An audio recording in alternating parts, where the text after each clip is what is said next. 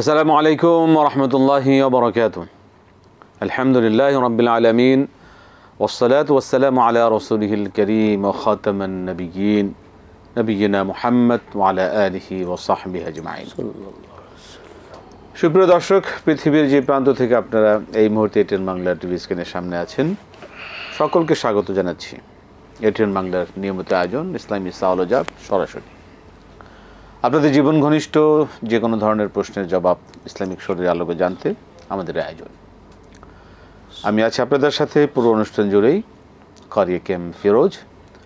আমাদের সাথে আজ স্টুডিওতে উপস্থিত আছেন শেখ প্রফেসর আনম রশিদ আহমদ মাদানী হাফিজাহুল্লাহ। আসসালামু আলাইকুম ওয়া রাহমাতুল্লাহি ওয়া বারাকাতুহু। ওয়ালাইকুম আসসালাম ওয়া রাহমাতুল্লাহ। আহলান ওয়া সাহলান শেখ, মারহাবান বিকুম। বারাকাল্লাহু ফীকুম। মাশাআল্লাহ। আমরা প্রিয় দর্শক, আপনাদেরকে একটা বিশেষ অনুরোধ যথারীতি মনে করিয়ে দিচ্ছি। যারা আমাদের সাথে এই আয়োজনে আপনি প্রশ্ন করার সুযোগ পাচ্ছেন, লাইন পাচ্ছেন, কথা বলবেন, আপনি আপনার টেলিভিশনের ভলিউমটা কমিয়ে, আপনি যে টিভি স্ক্রিন দেখছেন, টেলিভিশন দেখছেন, টেলিভিশন ভলিউমটা কমিয়ে আপনি আমাদের সাথে কথা বলুন। আমরা যাচ্ছি আজকের আয়োজনে। শুরুতেই কে আছেন প্রশ্ন করতে পারছেন? যে বলবেন। আসসালামু আলাইকুম। ওয়ালাইকুম সালাম ওয়া রাহমাতুল্লাহি ওয়া বারাকাতুহু। হুজুর, আমি গরমপাড়া সুনামগঞ্জ থেকে ইনুজ বলছিলাম। জি ইনুজ সাহেব, বলুন কি প্রশ্ন? হুজুর, আমার উপর হজ নাই, কিন্তু আমি সবসময় আল্লাহ রাব্বুল আলামিনের কাছে দোয়া করতাম যে আল্লাহ, মৃত্যুর আগে তোমার খানায় কাবা ক্লাস করার তৌফিক দাও। তো আল্লাহ রাব্বুল আলামিন সেই আমার দোয়া কবুল করেছেন। গত বছর আমি উমরা করেছি। তো হলো আমার ওইটা না, আমি উমরাতে যাওয়ার আগে আমার শুভাকাঙ্ক্ষী বন্ধু বান্ধব অনেকে আমাকে 10,000, 5,000, এমনকি 20,000 টাকা পর্যন্ত হাদিয়া দিলেন। আমি খুব বিব্রতকর অবস্থা পড়ে গেলাম। আমার মহল্লার মসজিদের ইমাম সাহেবের কাছে এই ব্যাপারে জিজ্ঞাসা করলাম যে ভাই, আমি কি করতে পারি? উনি বললেন, আপনি তো কারো কাছে টাকা চান নাই, আপনাকে ভালোবেসে মহব্বত করে টাকা দিয়েছে। তার চেয়ে বড় কথা যে এই আপনার হাদিয়া দেওয়া এবং নেওয়া উভয়ই সুন্নাহ। হুজুর যে বললেন এই কথাটা, এটা কতটুকু সত্য বা ঠিক কিনা? 2 নম্বর প্রশ্ন হচ্ছে হুজুর, যে রাসূল সাল্লাল্লাহু আলাইহি ওয়াসাল্লাম আবির্ভাবের পরে অন্যান্য নবীদের শরিয়া রহিত কিংবা বাতিল হয়ে গেছে, কিন্তু আমরা ইব্রাহিম আলাইহিস সালামের শরিয়া পালন করি কেন? হ্যাঁ। 3 নম্বর প্রশ্ন হলো হুজুর, রাসূল সাল্লাল্লাহু আলাইহি ওয়াসাল্লাম বলেন, কুরবানির গোশত তোমরা নিজেরা খাও, অন্যকে খাওয়াও এবং সঞ্চয় করে রাখো। কিন্তু কিছু উলামায়ে কেরাম বলে থাকেন যে কুরবানির গোশত 3 ভাগ করতে হবে। 1 ভাগ করে এই গরিব কাঙ্গালকে, 1 ভাগ আত্মীয় স্বজনকে, 1 ভাগ নিজে রাখাবে, অন্যটায় কুরবানি হবে না। তারা এটা কিসের ভিত্তিতে বলেন? এটা কি হাদিসে আছে? ঠিক আছে, জি ধন্যবাদ ইনুজ সাহেব। আপনার প্রশ্নগুলোর জবাব আমরা ধারাবাহিকভাবে শুনবো ইনশাআল্লাহ। জি ওয়ালাইকুম আসসালাম। মোহতারাম, আল্লাহুম্মা লাকাল হামদু হামদাশ শাকিরিন ওয়া সাল্লি ওয়া সাল্লিম আলা রাসূলিকাল আমিন ওয়া আলিহি ওয়া সাহবিহি ওয়া মান তাবি'আহুম বিইহসানিন ইলা ইয়াউমিদ্দিন।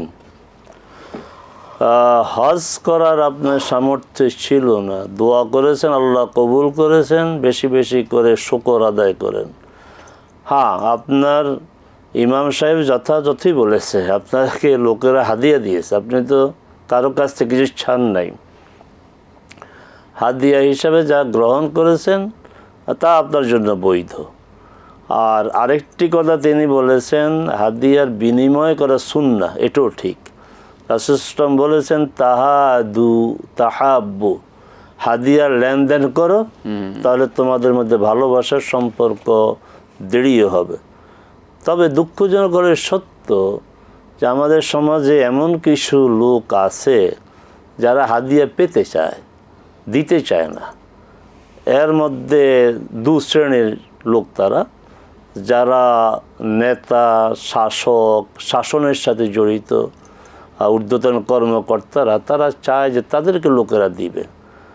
আর বিশেষ কিছু আলেম, আরেকটু সীমাবদ্ধ করে বলতে হয় তাহলে পীর সাহেবরা, এরা হাদিয়া পেতে চায়, দিতে চায় না। এটা রাসূল সাল্লাল্লাহু আলাইহি ওয়াসাল্লাম সুন্নাহ পরিপন্থী। রাসূল সাল্লাল্লাহু আলাইহি ওয়াসাল্লাম বলছেন, যখন তোমাদের কেউ হাদিয়া দেয়, চমৎকার প্রস্তাব তিনি করেছেন, ইদা আহদা আহাদুকুম ফাকাফিউহ। রাসূল বলছেন, তোমাদেরকে যখন কেউ হাদিয়া দেয় তার বিনিময় দাও, মানে যতটুকু দেয় তার চেয়ে বেশি দাও, অথবা সেই পরিমাণ দাও। কোনো অবস্থাতেই বিনিময় বিহীন যেন না থাকে। শেষ পর্যন্ত রাসূল বলছেন ফাইল্লাম তাজেদ ফাদউল্লাহ, যদি হাদিয়া দেওয়ার মতো কিছু না থাকে কমপক্ষে তার জন্য দোয়া করো। অতএব শেষ পর্যন্ত কী জানলাম, হাদিয়া এক পক্ষ হবে না, দ্বিপাক্ষিক হতে হবে। একদম শেষ পর্যন্ত না পারলে তার জন্য দোয়া করতে হবে। রাসূল সাল্লাল্লাহু আলাইহি সাল্লামের এই কথা ঠিক, আবির্ভাবের পর অন্য নবীদের শরীয়ত এটা রহিত হয়ে গিয়েছে। ইব্রাহিম আলাইহিস সালাম এটা চালু আছে কেন? এই চালুটা কে রেখেছেন? মুহাম্মদ সাল্লাল্লাহু আলাইহি সাল্লাম রেখেছেন। অতএব মুহাম্মদ সাল্লাল্লাহু আলাইহি সাল্লাম ইব্রাহিম আলাইহিস সালামের শরীয়তের যতটুকু তিনি রিকগনাইজ করেছেন, তিনি রেখে দিয়েছেন, এটা আসলে আর ইব্রাহিমের শরীয়ত না, এটা মুহাম্মদ সাল্লাল্লাহু আলাইহি সাল্লামের শরীয়ত। কুরবানি সম্পর্কে বলে সুন্নাতা আবিকুম, তোমাদের বাবা ইব্রাহিমের দর্শন, তিনি এটাকে চালু রেখেছেন। অতএব এটা প্রকারান্তরে রাসূল সাল্লাল্লাহু আলাইহি ওয়াসাল্লামেরই শরীয়ত। জি, এবং রাসূল সাল্লাল্লাহু আলাইহি ওয়াসাল্লামের শরীয়তে আল্লাহর পক্ষ থেকে জি নির্ধারিত। কোরবানির গোশত 3 ভাগে ভাগ করা একদম যথার্থ প্রশ্ন করেছেন। এটা আমাদের দেশের একটা ভুল প্রচলন, আবারও বলছি ভুল প্রচলন, কিন্তু অনেকে আহত হবেন, হয়তো সমালোচনাও করবেন। 3 ভাগ করা, একটা হচ্ছে নিজের, আরেকটা হচ্ছে গরিবের, আরেকটা হচ্ছে আত্মীয় স্বজনের। কে এই ভাগ করেছে? আল্লাহ রাসূল করেন নেই, আল্লাহ করেন নেই। আল্লাহ সুবহানাহু ওয়া তাআলা কোরবানির গোশতকে 2 ভাগ করেছেন। এক ভাগ হচ্ছে নিজে খাও, ওয়াতিমু আল বাঈস আল ফাকির, আরেক ভাগ অভাবগ্রস্তদেরকে দাও। এটা আল্লাহর ভাগ। সূরা হাজ্জে 2 বার বলা হয়েছে যে এক ভাগ নিজে, আরেক ভাগ হচ্ছে আত্মীয়দের। কোরআনের আয়াত সূরা হাজ্জের 2 বার এই কথা বলা হয়েছে। বাঈস আল ফাকির যেটা আমি বলেছি, আর একটা হচ্ছে কানে আল মুতার। আচ্ছা, পরে কয়েক আয়াত পরে। আচ্ছা, এবার রাসূল সাল্লাল্লাহু আলাইহি ওয়াসাল্লাম কি ভাগ করেছেন? উনি 3 ভাগ করেছেন। একটা হচ্ছে খাও, আরেকটা হচ্ছে খাওয়াও, কুলু ওয়াতিমু ওয়াদ্দাখিরু, মানে নিজেরা খাবে, অসহায় গরিবদেরকে দিবে, আর জমিয়ে রাখবে। নিজের জন্য, এটা নিজের জন্য, এটা নিজের জন্য। তো জমিয়ে রাখো সুন্নত, যে এত গোশত একসাথে খাইবা, রেখে দাও। এখন কথা হচ্ছে আমাদের দেশে যেটা করা হয়, এটা একটা আপনার তামাশা। আপনি আশেপাশের প্রতিবেশীদেরকে দিচ্ছেন, তারা সবাই কোরবানি দিচ্ছে। আপনি আপনার আব্দুর রহিমকে দিবেন, আব্দুর রহিম আবার আপনার কাছে পাঠাবে। আপনি করিম, রহিম, খালেদকে দিবেন, তারা আপনাকে পাঠাবে। এটা একটা তামাশা, কী প্রয়োজন? আপনি দিবেন, নিজে রাখবেন, গরিবদেরকে দিবেন। আত্মীয় প্রতিবেশী যে কোরবানি দিতে পারে না তাকে দেন, যে কোরবানি দেয় তাকে আবার দিবেন, সে আবার আপনাকে দিবে। এটা কি একটা তামাশা না? অতএব সুন্নাহ থেকে যদি বিচ্যুতি ঘটে তাহলে অবস্থাটি হবে। সুন্নাহ কি? নিজে খাবেন, অভাবগ্রস্ত বিশেষ করে যারা কোরবানি দিতে পারে না তাদেরকে দিবেন, আর কিছু জমিয়ে রাখবেন। আল্লাহ এসব সুন্নাহ আমাদেরকে বুঝার এবং পুনর্জীবিত করার তৌফিক দিন। মোহতারাম, সেক্ষেত্রে বিষয়টা হচ্ছে কি, আমাদের মানে দেখা যায় একই বিল্ডিংয়ে সকলে কোরবানি দিয়েছেন, না যে আমার কোরবানি গোশত আপনাকে একটু হাদিয়া দিলাম, তা সেটাকেও কি এটা কি অন্যায় কিছু হবে না? আপনি না, এটা কেন? আপনি মনে করেন আমি আপনার প্রতিবেশী, আপনি আমাকে দিলেন, আবার আমি আপনাকে, আমার কোরবানি আপনার কাছে একটু শেয়ার করলাম, এটা রাসূলের সময় প্র্যাকটিস ছিল না, এটা প্রয়োজন পড়ে না। জি, আমরা প্রশ্নে যাব, দর্শক বলবেন। আসসালামু আলাইকুম।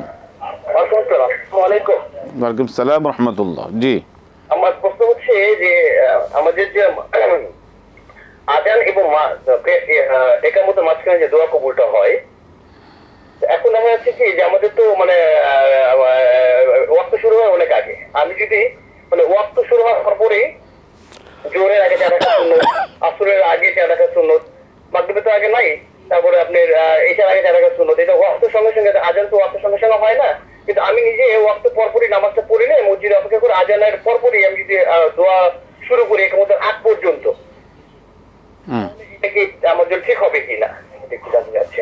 ওয়াক্তের পরপরই আপনি মানে ওয়াক্ত হওয়ার সাথে সাথে নামাজ পড়ে ফেলেন? আমি নামাজ পড়ে নিলাম, মানে যেটা সুন্নতগুলো পড়ে নিয়ে আমি মসজিদে আপনি আযান পড়ার পরে মুনাজাত শুরু করলাম একামত হওয়ার আগ পর্যন্ত, এটা করা যাবে কিনা? ঠিক আছে, জি, ধন্যবাদ মোহতারাম। ভালো প্রশ্ন। এগুলো আমরা অনেকেই জানি না। আমরা যখন তখন দোয়া করি, ঠিক আছে, দোয়া করা ভালো, ওয়াইযা সালাকা ইবাদি আন্নি ফাইন্নী করিব উজিবু দাওয়াতাদ দাঈ ইযা দাআন, যে যখনই ডাকে দোয়া করে আমি সাড়া দেই। আল্লাহ রাব্বুল আলামিনের মেহেরবানি। তবে দোয়ার বিশেষ বিশেষ কিছু সময় আছে, যেই সময়গুলোতে দোয়া কবুল হবে বলে রাসূল সাল্লাল্লাহু আলাইহি ওয়াসাল্লাম আমাদেরকে সুসংবাদ দিয়েছেন। এর মধ্যে একটি দোয়া হচ্ছে দুই আজানের মাঝখানে, দুই আজানের মাঝখানে যে দোয়া, সেই দোয়া সম্পর্কে বলে লা ইউরাদ্দু দোয়া বাইনাল আযানাইন। দুই আজানের মাঝখানে যে দোয়া, এটাকে ফেরত দেওয়া হয় না, ফেরতযোগ্য না। ভাষাটা কত শক্তিশালী! ফেরতযোগ্য না অর্থ কি? আল্লাহ দোয়া কবুল করেন। আচ্ছা, এখন দুই আজান কি? একটা হচ্ছে আজান, আরেকটা হচ্ছে ইকামা। আপনি সময় শুরু হওয়ার সাথে সাথে দোয়া কেন করবেন যদি আজান না হয়? কারণ কথাটা তো পরিষ্কার, আজান ও একামতের মাঝে। হ্যাঁ, আপনি যদি আজান হওয়ার পরে দোয়া করেন একামত আর পর্যন্ত, তাহলে ঠিক আছে, কিন্তু আজানের আগে না। আবার বলছি, আজানের আগে না, কারণ হাদিস বলছে এটা সলাতের সময়ের সাথে বলা হয় না। দুই আজান মানে আজানটা হতে হবে, আর একামত, এর মাঝখানে আপনি দোয়া করবেন। ওয়াক্তের কথা বলা হয়, ওয়াক্তের কথা। আরেকটি কথা বলেছেন আপনি, জোহরের সুন্নত বলছেন, ফজরের সুন্নত বলছেন, মাগরিবের পরে তো সুন্নত, মাগরিবের আগে তো সুন্নত নেই, এই দায়িত্ব নিয়ে কথা কেন বললেন? মাগরিবের আগেও সুন্নত আছে, এবং রাসূল সাল্লাল্লাহু আলাইহি ওয়াসাল্লাম খুব তাকিদ দিয়েছেন 2 রাকাত সালাত আদায় করার জন্য। এটা আমাদের সমাজে এটা মৃত, এটা মারা গিয়েছে। এই সুন্নত, বহু সুন্নত মৃত, এই সুন্নতগুলি আবার জীবিত করুন। রাসূল সাল্লাল্লাহু আলাইহি ওয়াসাল্লাম বলছেন সল্লু কাবলাল মাগরিব, সল্লু কাবলাল মাগরিব, সল্লু কাবলাল মাগরিব লিমান শাহ। মাগরিবের আগে সলাত আদায় করো, মাগরিবের আগে সলাত আদায় করো, মাগরিবের আগে সলাত যে চাইবে, এই যে চাইবে এটা যদি না বলতো তাহলে ওয়াজিব হয়ে যেত। তো 3 বার বললেন। আনাস রাদিয়াল্লাহু তাআলা বলছেন, আমি সিনিয়র সাহাবীদেরকে দেখেছি মসজিদ নববীর ফিলার নিয়ে ইয়াতাবাদারুন, প্রতিযোগিতা করতো কে কার আগে ফিলারের পিছনে দাঁড়িয়ে সলাত আদায় করবে। আনাসের আরেক হাদিস, যে এত অধিক সংখ্যক লোকেরা মাগরিবের আগে সুন্নত পড়তো, নতুন কেউ মসজিদে এসে সে ভাবতো বোধহয় ফরজ হয়ে গেছে, ফরজের পরে সুন্নত পড়তেছে, আর কি চান। এইভাবে শক্তিশালী বিশুদ্ধ হাদিস দ্বারা প্রমাণিত মাগরিবের আগে 2 রাকাত সুন্নত পড়া। আপনারা যারা হজে গিয়েছেন, ওমরা গিয়েছেন, দেখেন হারামাইন শরীফাইনে মাগরিবের আজানের পরে ফরজের আগে প্রচুর আল্লাহর বান্দা এই 2 রাকাত সালাত আদায় করেন। এটি সুন্নাহ। এই সুন্নাহ মৃত হয়ে গিয়েছে আমাদের সমাজে, এই সুন্নতকে আসুন আমরা পুনর্জীবিত করি। মোহতারাম, এই সুন্নাহগুলো আমাদের মসজিদে এই যে মৃত, এই বিষয়ে কি ইমাম সাহেবরা জানেন না? অবশ্যই জানেন, তারাই হাদিস পড়েন এবং পড়ান। তো সেক্ষেত্রে আমি নিজে মানে সাথে বাস্তব অনেক জায়গায় যদি কেউ এই নামাজগুলো পড়তে চান, বাধা দেয়। এটা কেন বাধা? এটা হচ্ছে ওই যে তাদের এইভাবে তারা বেড়ে উঠেছে যে মাগরিবের আগে কোনো সুন্নত নেই। হ্যাঁ, হাদিসটা কি? যে হাদিসটা হচ্ছে আসরের পরে সূর্য অস্ত যাওয়ার আগে কোনো সালাত নাই। এটা সূর্য অস্তের আগে তো আর কেউ পড়ে না, সূর্য অস্তের পরেই তো পড়তেছে। সেক্ষেত্রে ইমাম মানে আবু হানিফা রাহমাতুল্লাহ আলাইহি বা আলেমদের কোনো বিধিনিষেধ মানে কোনো মতান্তর না, এই বিষয়ে আবু হানিফা রাহমাতুল্লাহর কোনো বক্তব্য নেই যে তিনি নিষেধ করেছে। বিষয়টা তাদের মানে বলতে গেলে এটা ভুল চর্চা এবং তাদের অজ্ঞতা, এবং এটা অবশ্যই অজ্ঞতা। ভালো শব্দ বলেছেন, অবশ্যই এটা অজ্ঞতা, এটা আল্লাহ পাক হেদায়েত এবং হাদিস বিমুখতা। আল্লাহ পাক আমাদেরকে হেফাজত করুন এবং তাদেরকে হেদায়েত দান করুন। মতরা আমরা প্রশ্ন যাব আবার। জি দর্শক, আসসালামু আলাইকুম। ওয়ালাইকুম আসসালাম। আসসালামু আলাইকুম। ওয়ালাইকুম সালাম ওয়া রাহমাতুল্লাহ। আমার প্রশ্ন হচ্ছে 3টা। বলুন। আমার প্রথম প্রশ্ন হচ্ছে, কোন ব্যক্তি যদি হালালও খায় এবং হারামও খায়, আর কোন জিনিসকে ব্যবহার করতে পারবো? আর দ্বিতীয় প্রশ্ন হচ্ছে যে ফরজ গোসলের পর কি কোনো দোয়া আছে কিনা? আর আমার তৃতীয় প্রশ্ন হচ্ছে যে মোবাইল ফোন, টিভি ইত্যাদিকে সার্ভিসিং করা কি হালাল হবে না হারাম হবে? যে আমার এই 3টাই প্রশ্ন। ফরজ গোসলের পর দোয়া? হ্যাঁ, যে ফরজ গোসলের পর মানে আমরা সাধারণ ওযুর পর যে দোয়াটা বলি, এবং ফরজ গোসলের পর সেই দোয়াটা বলা লাগবে কিনা? আর মোবাইল কি বললেন? মোবাইল ফোন, টিভি ইত্যাদি সার্ভিসিং করা কি হালাল হবে না হারাম হবে? সার্ভিসিং হারাম কিনা? জি জি। আচ্ছা ঠিক আছে, আপনার প্রথম প্রশ্নটা হারাম হালাল কি বললেন? হালাল এবং কোন ব্যক্তি যে হালালও খায় এবং হারামও খায় তার দেওয়া কোনো জিনিস বা তার দেওয়া কোনো জিনিস গ্রহণ করা যাবে কিনা? জিনিস গ্রহণ, ঠিক আছে, ধন্যবাদ। সার্ভিসিং মানে এই পেশা জায়েজ হবে কিনা, ধন্যবাদ। আমরা শুনবো মহতারাম, একটা বিরতির সময় হয়ে গেল, এসে ইনশাল্লাহ শুনবো ইনশাআল্লাহ। প্রিয় দর্শক, আপনারা দেখছেন ইটেন বাংলা আমাদের নিয়মিত আয়োজন ইসলামী সাওয়াল সরাসরি। সময় হলো একটি ছোট্ট বিরতি নেবার, ফিরছি বিরতির পর আবার ইনশাআল্লাহ আপনাদের সাথে সরাসরি, আমাদের সাথে থাকুন ইনশাআল্লাহ।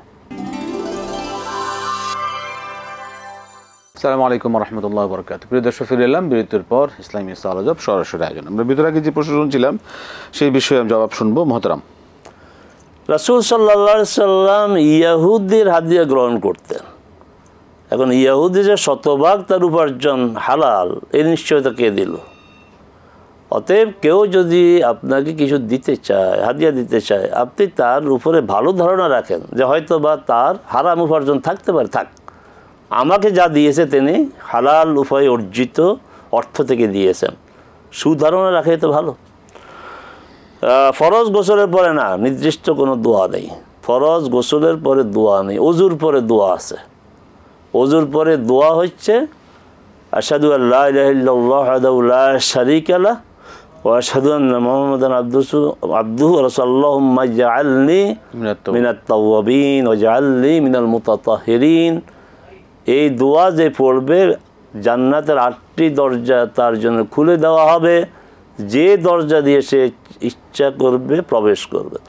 আমাদের ওযুর পরে যে দোয়াটি আমাদের সমাজে প্রতিষ্ঠিত, বিসমিল্লাহিল আলিয়্যিল আযীম, এরপরে কি যেন একটা দোয়া, এবং এই দোয়া অনেক ওযুখানেও আপনার এই লেখে আটকে দেওয়া হয়। এই দোয়া পড়বেন না, এই দোয়া পড়লে গুনাহ হবে, কারণ রাসূল সাল্লাল্লাহু আলাইহি ওয়াসাল্লাম এই দোয়া পড়েন নাই, সাহাবায়ে কেরাম পড়েন নাই, আর এই দোয়া রাসূল সাল্লাল্লাহু আলাইহি ওয়াসাল্লাম জানেও না যে এইটা কী দোয়া। রাসূল সাল্লাল্লাহু আলাইহি ওয়াসাল্লাম যেটা আপনার প্রতিষ্ঠিত করেছেন সেটা হচ্ছে আশহাদু আল্লা ইলাহা ইল্লাল্লাহু ওয়াহদাহু লা শারীকা লাহু আশহাদু আন্না মুহাম্মাদান আবদুহু ওয়া রাসূলুহু আল্লাহুম্মা ইজআলনি মিনাত তাওয়াবিন ওয়াজআলনি মিনাল মুতাতাহহিরিন। এটা পড়েন জান্নাতে যদি যেতে চান, আর যদি পাপ অর্জন করতে চান তাহলে ওইটা পড়েন। আল্লাহ পাক হেফাজত করুন। আসলে রাসূল সাল্লাল্লাহু আলাইহি ওয়াসাল্লাম যা করেছেন ততটুকু আমাদের জন্য সুন্নাহ, অবশ্যই। বাড়তি যেটা সেটাই বেদাত, সেটাই বেদাত। বেদাত মানে বেদাত এতটুকু বললে হবে না, বাড়তি যেটা এটাই বেদাত, আর বেদাত অর্থে গুমরাহি, এবং সেটাই কুল্লু বেদাতিন দলালা। আর এখানেও শেষ না, কুল্লু দলালাতিন ফিন্নার, নাউযুবিল্লাহ, এই বিভ্রান্তি জাহান্নাম। আমরা আমাদেরকে এরই একটা প্রাসঙ্গিক বিষয় আপনাকে আনতে চাচ্ছি, যে আমরা যে আজানের দোয়া পড়ে থাকি, আল্লাহুম্মা রাব্বা হাযিহি দাওয়াতি মুসসালাতাল কায়মাতি মুহাম্মাদিন ওয়াসিল ওয়াল ফাদল বাআথু মাকাম মাহমুদ ওয়াত্তা ইন্নাকা লা তুখলিফুল মিআদ ওয়ারযুকনা শাফাআত ইয়াউমাল কিয়ামাতি, এই বর্ণনাগুলি কি কতটুকু সহিহ? আদ-দারাজাতুর রাফিয়া একটা বাড়ানো হয়, ওয়ারযুকনা শাফাআতাও বাড়ানো হয়। এই দুইটা আপনার বাড়ানো হয়েছে, রাসূল সাল্লাল্লাহু আলাইহি ওয়াসাল্লাম বলেন নাই, সাহাবায়ে কেরাম বলেন নাই, এইগুলি বাড়তি। আর ইন্নাকা লা তুখলিফুল মিআদ এটা কোনো কোনো বর্ণনায় পাওয়া যায়। অতএব এটাকে আপনার মানে নাই বলা যাবে না, এটা বলা যাবে না, কোনো কোনো বর্ণনা আছে, কিন্তু ওয়ারযুকনা শাফাআতাহু ইয়াউমাল কিয়ামাতি নেই, ওয়াদ-দারাজাতুর রাফিয়া নেই। কত মর্যাদার দোয়া! রাসূল সাল্লাল্লাহু আলাইহি ওয়াসাল্লাম বলছেন যে এই দোয়া পড়বে ওয়াজাবাত লাহু শাফাআতি, আমার সুপারিশ তার জন্য ওয়াজিব হয়ে যাবে। কিন্তু যারা বাড়িয়ে বলে তাদের জন্য তো সুপারিশ নয়, বরং আল্লাহর রাসূল তাদেরকে হাউজে কাউসারের পানি থেকে আপনার ফিরিয়ে দেবেন, ফেরেশতারা ফিরিয়ে দেবে। রাসূল বলবেন না এদেরকে আসতে দাও আমার উম্মত, তো রাসূল তারা ফেরেশতাগণ বলবেন আপনার পরে এরা যে কত কিছু যোগ করেছে আপনি জানেন না। তখন রাসূল নিজেও বলবেন সোহকান দূর হও, অথবা তারা দূর হও। নাউযুবিল্লাহ। খুবই গুরুত্বপূর্ণ বিষয়, আমলের ক্ষেত্রে আমাদেরকে খুব সচেতন থাকা দরকার দোয়ার ক্ষেত্রে। আমাদের এটিএন বাংলা আলহামদুলিল্লাহ আমাদের যে আজানের দোয়া যেটা প্রচারিত হয় সেখানে একদম সহিহ, একদম সহিহ হাদিস সম্মত যতটুকু রয়েছে কোরআন হাদিস ততটুকুই, কিন্তু অন্যান্য অনেক মিডিয়াতে আমরা শুনি দেখি তারা কিন্তু এই শব্দগুলো ব্যবহার করেন যেগুলো আসলে কোরআন সুন্নাহর মতে সহিহ প্রমাণিত নয়। এগুলো থেকে আমাদের সতর্ক থাকা দরকার। মোহতারাম, আমরা যে লাস্ট প্রশ্ন ছিল মোবাইল টিভি সার্ভিসিং, এই পেশা কি হালাল কিনা? কেন নয়? আপনার মোবাইল আর টিভি এগুলো যে যন্ত্র, এগুলির তো কোনো দোষ নাই। আপনার ঘরে যে ছুরি রাখেন, ছুরির কোনো দোষ নাই। আপনি এই ছুরি দিয়ে গোশত কাটেন, মাছ কাটেন, কোরবানির সময় পশু জবাই করেন, আবার এই ছুরি দিয়ে সন্ত্রাসীরা সন্ত্রাসী কাজ করে, এই জন্য ছুরির তো কোনো দোষ নেই। অতএব মোবাইল টিভির আপনার এই যে সার্ভিসিংয়ের এই কাজ করা যাবে, কোনো সমস্যা নেই। জি, আমরা প্রশ্নে যাব। দর্শক কে আছেন বলুন। আসসালামু আলাইকুম। আসসালামু আলাইকুম ওয়া রাহমাতুল্লাহ, জাযাকাল্লাহু খাইর। আরিফ চট্টগ্রাম থেকে। জি আরিফ সাহেব, ওয়া ইয়াকুম, আহসান্ত। আমার প্রশ্ন হলো ওয়ালা কুওয়াতা ইল্লা বিল্লাহ, এটার অর্থটা কি একটু বলবেন, ভালোভাবে বলবেন। লা হাওলা ওয়ালা কুওয়াতা ইল্লা বিল্লাহ। জি, আর দ্বিতীয় প্রশ্ন হলো আল্লাহ মাকফিরনি ওয়ারহামনি ওয়াহদিনি ওয়াআফিনি ওয়ারযুকনি ওয়ারকে ওয়াজবুরনি ওয়ারফানি বলে, এটা কি তাওবা করে ওয়াজবুরনি ওয়ারফানি? ওয়াজবুরনি ওয়ারফানি, এটা কখন? এটা কি বিষয়টা মাঝখানে যে দেওয়াটা? ঠিক আছে। আল্লাহ কি এটা কি তাওবা করে ওয়াজবুরনি ওয়ারফানি? হ্যাঁ, এটাকে পড়া যাবে কিনা, এই তো? জি জি জি। ঠিক আছে। যে মোহতারাম, লা হাওলা ওয়ালা কুওয়াতা ইল্লা বিল্লাহ, লা হাওলা ওয়ালা কুওয়াতা ইল্লা বিল্লাহকে রাসূল সাল্লাল্লাহু আলাইহি ওয়াসাল্লাম বলছেন এটি জান্নাতের খনিগুলোর মধ্যে একটা খনি, যে যত বেশি পড়বে এটা কাজে লাগবে জান্নাতে যাওয়ার জন্য। লা হাওলা, আমার কোনো উপায় নেই, ওয়ালা কুওয়াতা, আমার কোনো শক্তি নেই আল্লাহ ছাড়া, আল্লাহ ছাড়া আমার কোনো সহায় নাই, সম্বল নাই, উপায় নাই, উপকরণ নাই, এবং আমার কোনো শক্তি নেই। এই হচ্ছে অর্থ। চমৎকার। লা হাওলা, নাই কোনো হাওলা, ভরসা নাই, উপায় নাই, অবলম্বন ওয়ালা নাই, কুওয়াতা, নাই কোনো শক্তি, ইল্লা ব্যতীত আল্লাহ। আল্লাহ। সুবহানাল্লাহ, চমৎকার। শেখ আল্লাহুম্মা ওয়াআফিনা ওয়ারফানি ওয়াআফিনা, এটা পড়া যাবে, এটা হাদিস দ্বারা সমর্থিত, হাদিস দ্বারা সমর্থিত, পড়া যাবে। একাধিক বর্ণনা এসেছে, সবগুলি একখানে করলে এই শব্দগুলি হাদিস দ্বারা সমর্থিত। শেষে আছে আপনার রব্বিক ফেরলি দুইবার। জি জি, আলহামদুলিল্লাহ। আমরা যাব পরবর্তী প্রশ্নের কাছে। জি দর্শক বলুন। আসসালামু আলাইকুম। হ্যালো, জি, আসসালামু আলাইকুম। আসসালামু আলাইকুম। ওয়ালাইকুম আসসালাম ওয়া রাহমাতুল্লাহ। বলুন, কি প্রশ্ন? আমি রায়বাজার থেকে বলছিলাম। আমার দুটো প্রশ্ন আছে। আমার প্রথম প্রশ্ন হচ্ছে যে আমার এক বোন একটা হাফেজ পড়ায় আর কি, তো ও নিয়োগ করছে যে আমি যে হাফেজ থেকে পড়াই, এই পড়ার বিনিময়ে যেরকম আমার আত্মীয় স্বজন বা আমার মা বাবা মারা গেছে, আমি যত মমিনা দুনিয়া থেকে চলে গেছে আর কি, সকলের পক্ষ থেকে আমি হাফেজটাকে পড়াচ্ছি। এটা কি ঠিক হচ্ছে কি না এই মানে পড়ানোটা? হ্যাঁ, এক নম্বর প্রশ্ন।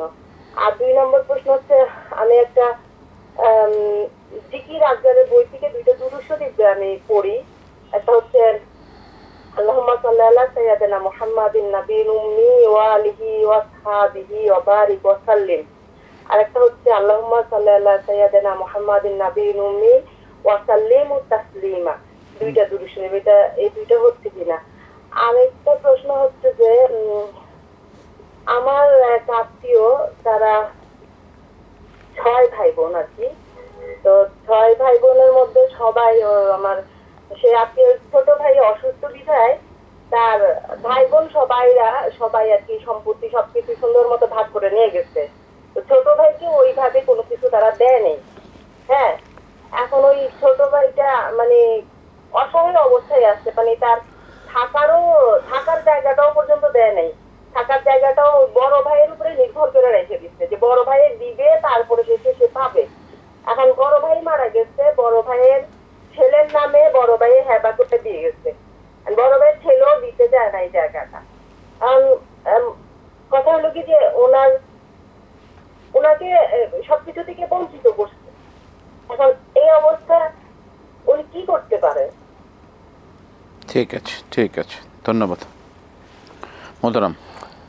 প্রথম প্রশ্ন হচ্ছে হাফেজ পড়ায়, মানে হাফেজকে খরচ দিচ্ছে। আচ্ছা, মানে একজন হাফেজের আপনার পড়ার খরচ দিচ্ছে, ছাত্র হেফজ করতেছে, তার খরচ দিচ্ছে, ভালো কাজ, এটা তো ভালো কাজ, এই জন্য সওয়াব হবে। এর বিনিময়ে কি তার আত্মীয় স্বজন যারা মারা গেছেন তাদের সওয়াব কি না, সে দোয়া করবে, কারণ প্রত্যেকটি ভালো কাজের ওসিলা দিয়ে দোয়া করা যায়। আল্লাহ, এই কাজটি আমি করছি, তুমি এর বিনিময়ে তুমি আমার আত্মীয় স্বজন বাবা মাকে ক্ষমা করে দাও, মর্যাদা দোয়া করতে পারবে। আর যে দুরুদ দুটি বলেছেন, এটা দুরুদের বিভিন্ন ভাষা, কিন্তু সেখানে যদি কোনো সংখ্যা নির্ধারণ করে যে এই দুরুদ এতবার, এই দুরুদ এত, তাহলে ঠিক হবে না। কিন্তু এই দুরুদের ভাষা ঠিক আছে, এই ভাষায় দুরুদ পড়া যাবে। আর ছোট ভাই 6 ভাই অনেক লম্বা কথা বলেছেন, প্রয়োজন ছিল না।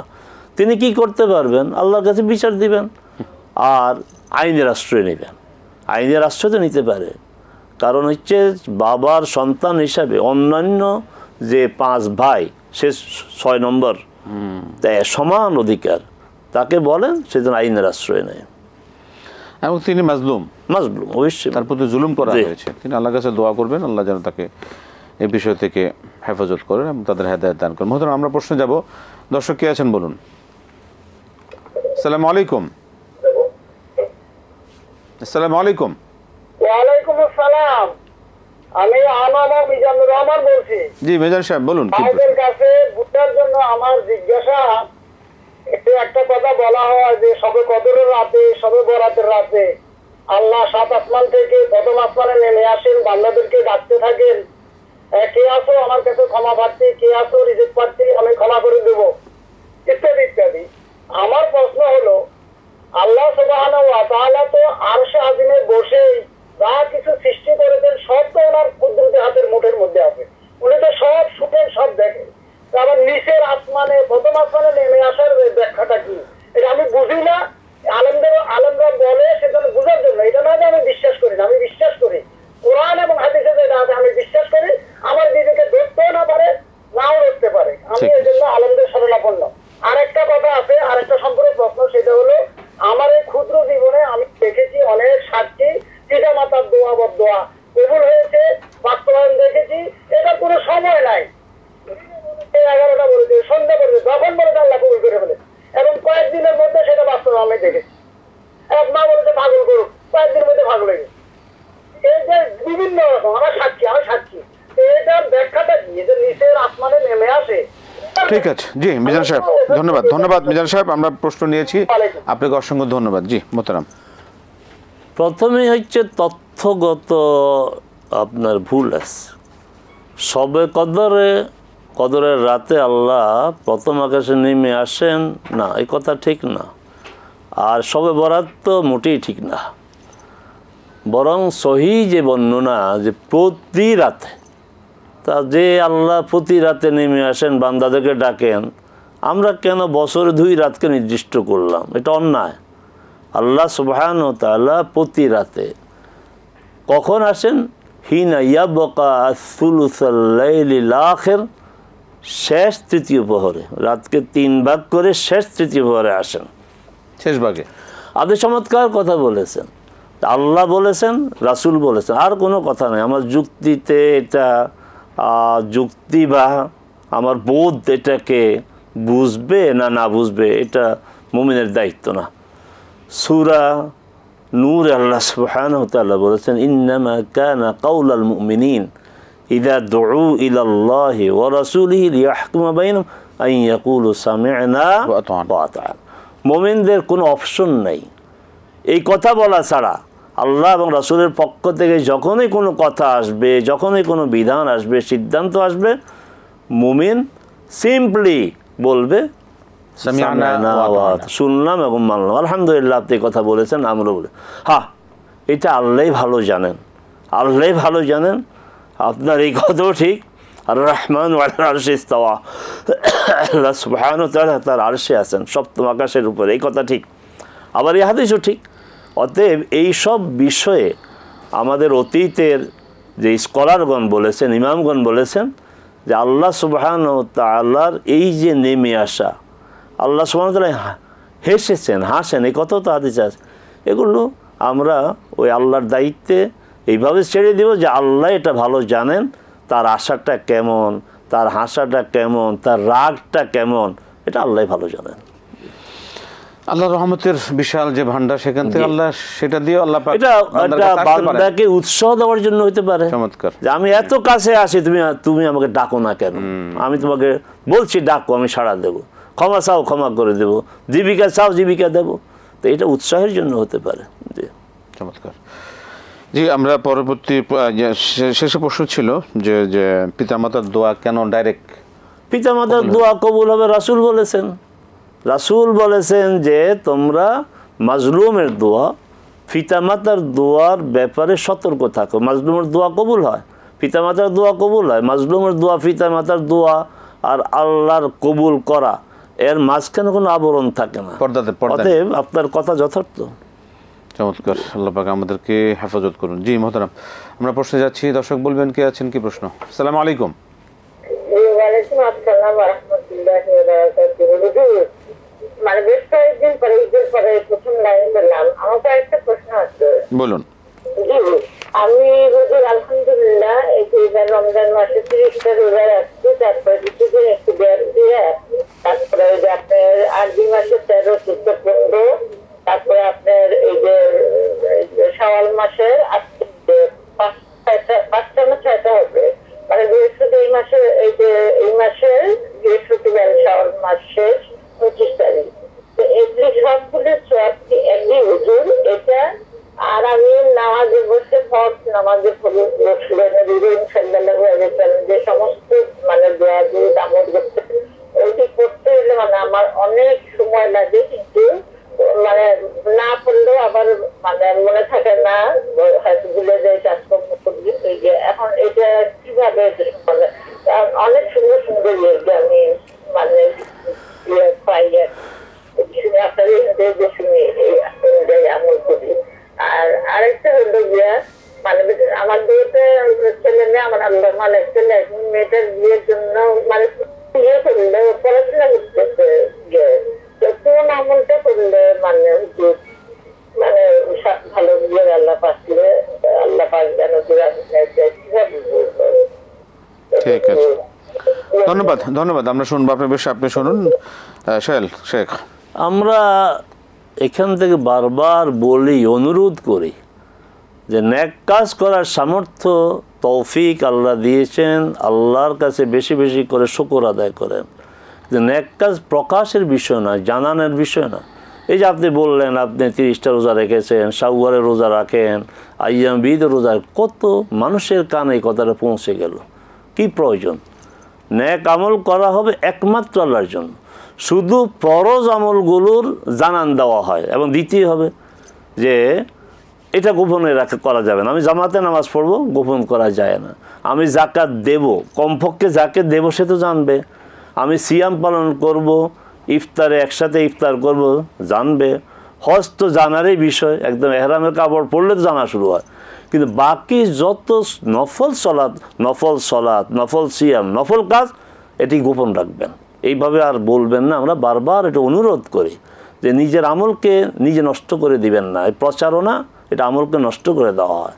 জি, তারপরের প্রশ্ন হচ্ছে যে নামাজের পর তাসবিহ, ফরজ, হ্যাঁ, এটাও তো একটা আমলকে আপনি প্রকাশ করার প্রয়োজন কি? আপনি করবেন, সব হবে, আপনি করেন, নিয়মিত করতে থাকেন সুন্নাহ পদ্ধতিতে। সুন্নাহ পদ্ধতি বলতে ভাষা হবে আপনার রাসূল সাল্লাল্লাহু আলাইহি ওয়াসাল্লামের দেওয়া ভাষা, সংখ্যা হবে রাসূল সাল্লাল্লাহু আলাইহি ওয়াসাল্লামের দেওয়া সংখ্যা, নিজেরা সংখ্যা ঠিক করা যাবে না। এইভাবে আপনি করেন, এগুলি সওয়াব আপনি পাবেন, তবে প্রচার করলে সওয়াব পাবেন না। সেক্ষেত্রে একটা বিষয় উনি বলছিলেন যে ওনার সবসময় সামর্থ্য হয় না বা সুযোগ হয় না, মনে থাকে, করবেন কি? আপনার এগুলো তো ফরজ না। আপনি যদি যতটা সুযোগ হয় ততটাই করবেন, যতটুকু পারেন। ঠিক আছে, ছেলে মেয়ের বিয়ের জন্য আলাদা কোনো আমল নাই। আপনি মা হিসাবে দোয়া করেন, আল্লাহ যেন ছেলের জন্য একদম দিনদার একটা মেয়ে পান, মেয়ের জন্য যেন দিনদার একটা ছেলে পান, আপনি দোয়া করেন। সেটা স্বাভাবিক দোয়া, আল্লাহর কাছে যেভাবে চাওয়া। জি, কে আছেন দর্শক বলুন। আসসালামু আলাইকুম। ওয়ালাইকুম আসসালাম। আমার একটু প্রশ্ন ছিল। জি, আমার প্রশ্নটা হলো যে ফজরের ওয়াক্ত শেষ হয় 3:57 তো এটা সেহরিরও সেই সময় বলা হয়, আর আজান দেয় এখানে ফজরের 4:25। তো আমার কথা হলো যে 4:25 যেহেতু আজান দেয়, তার 5-10 মিনিট আগে যদি সেহরি শেষ করা হয় তাহলে কি রোজা রাখা যাবে কিনা? কতক্ষণ আগে সেহরি শেষ করতে হবে?